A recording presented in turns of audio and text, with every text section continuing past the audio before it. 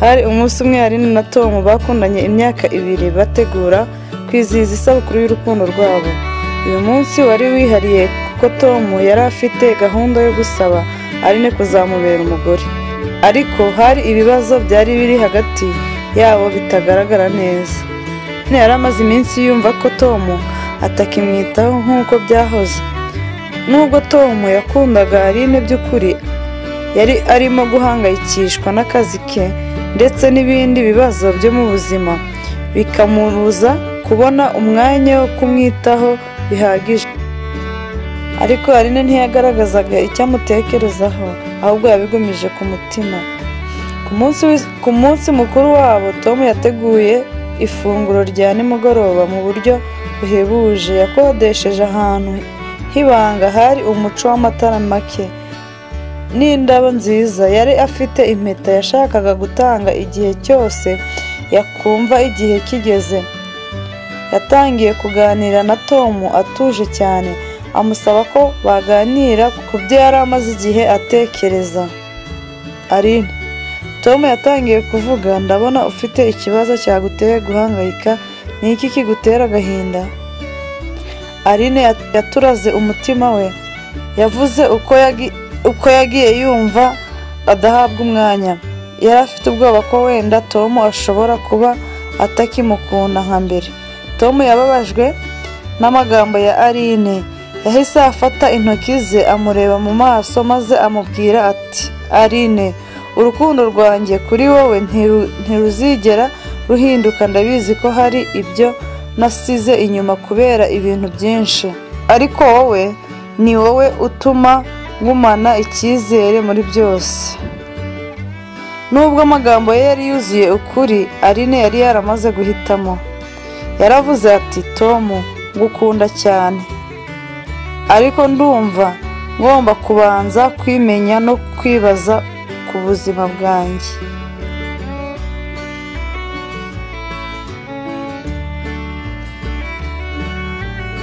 Iryo joro ryashize Tom yicaye wenyine, impeta ntabwo yayikuye mu bubiko. Yari amenye ko nubwo yakundaga Aline byimazeyo, urukundo rutakomeza igihe umwe atumva undi. Aline nawe yasize inyuma uwo yakundaga kuruta abandi, ariko yari afite icyizere ko igihe kizagera imitima yabo yombi igahura. Byari umunsi ubabaje kuri bombi, ariko byabaye n'igihe cy'ingenzi. Byatumye buri wese asubiza amaso inyuma ngo amenye icyo ashaka ku buzima. Nyuma y'uko Aline asiga Tom muri iryo joro, bombi byababereye ibihe bikomeye. Tom yarabyihanganiye, ariko buri gihe umutima we wahoraga wibaza niba ari byo koko urukundo rwabo rwararangiye. Aline yagiye gushaka gutuza mu buzima bwe, yimukiye kure, ashaka akazi gashyashya kandi asubira kwiga ibyo yari yarahagaritse. Yashakaga kugera ku nzozi ze no kumenya uwo ari we mu by'ukuri. Nyamara mu bihe byose Tom yari mu mutima we. Mu gihe cy'umwaka umwe nta na rimwe Tom na Aline bavuganye. Tom yageragezaga gukomeza ubuzima bwe, yitangira akazi ke no kugerageza kwiyakira. Ariko igihe kimwe yasanze ifoto ya Aline mu cyumba cye. Iyo foto yari iy'umunsi bishima cyane ku isabukuru ya Aline. Yitegereje iyo foto maze yandika ubutumwa bugufi agira ati, Aline, ndashaka kumenya uko umeze, nshobora kukubona rimwe gusa? Aline asomye ubwo butumwa nyuma y'amasaha make. Yari atekereje kenshi niba kuvugana na Tom byaba igitekerezo cyiza. Nyuma y'iminota mike yo gutekereza, yaramusubije ati, Tom, ndibaza ko byaba byiza tuganiriye. Tuzahurire hehe? Bahuriye ahantu hitaruye, bari bameze nk'abantu bamenyanye bwa mbere. Tom yabanje kumwenyura gahoro ati, Aline, warahindutse, uri kwiyakira neza? Aline yaramushimiye maze nawe amureba mu maso.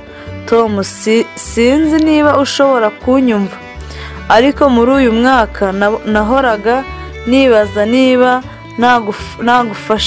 naragufasheho icyemezo kitari cyo.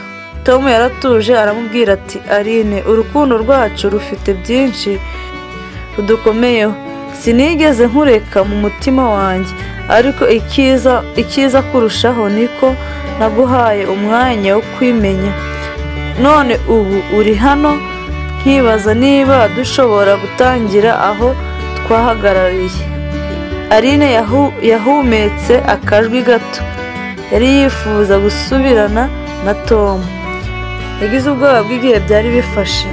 Yaramusubije ati Tom, sinshaka gutakaza amahirwe yo kongera kugerageza, ariko tugomba kubanza kwiga uburyo twakomeza gukura turi kumwe. Iryo joro ryasubije icyizere mu mitima yabo. Bafashe umwanzuro wo gutangira ku busabane.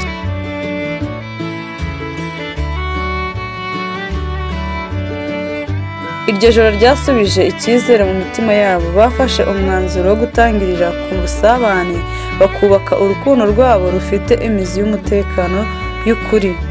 Nta kintu cyari cyoroshye, ariko bombi bari bazi ko bafite ubushake bwo guharanira urukundo rwabo uko byagenda kose.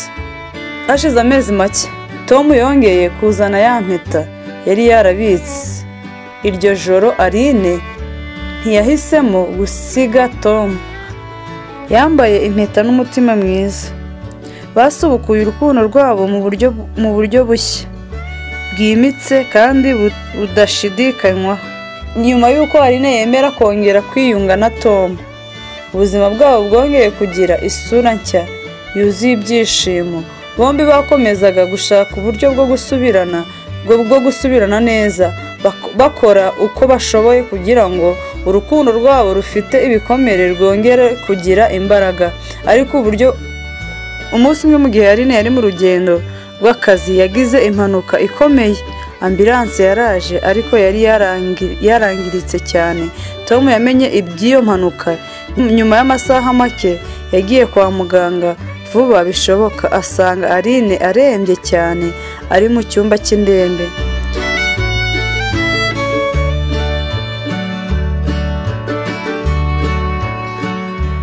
Tom yicaye iruhande rwe, umutima wuzuye agahinda. Yafashe ikiganza cya Aline maze aramubwira mu ijwi rituje, Aline, urukundo rwanjye ku isi yose sinshobora gutekereza kubaho ntawe. Aline yagerageje kuvuga, ariko ijwi rye ryabaye ritoya cyane. Yamurebeye mu maso, agerageza kumwenyura nubwo yari mu bubabare bwinshi. Yaravuze ati Tom, sinshobora kumenya aho ibi bigana, ariko ndashaka ko umenya ko nakubabariye kubyo tutumvikanyeho mu gihe cyashize. Waranzwe n'umutima mwiza. Niba ibi ari byo bigomba kubaho, ujye wibuka ko kubaha kandi ngukunda. Iryo joro Aline yitabye Imana.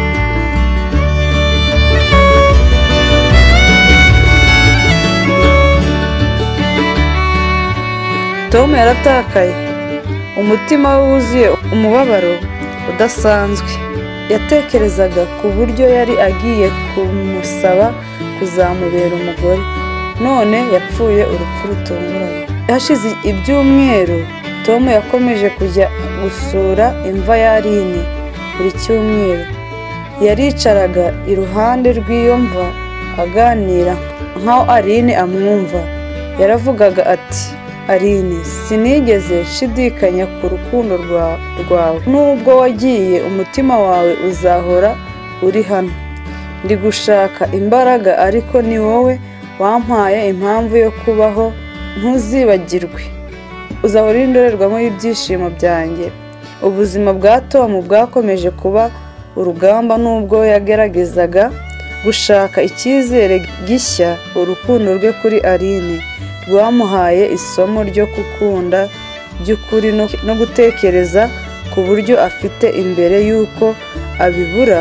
Iyo nyigisho yari ikomeye, ndetse yatumye afata icyemezo cyo gukomeza gukorera abandi no gushyigikira urukundo mu buzima bw'abandi mu izina rya Aline.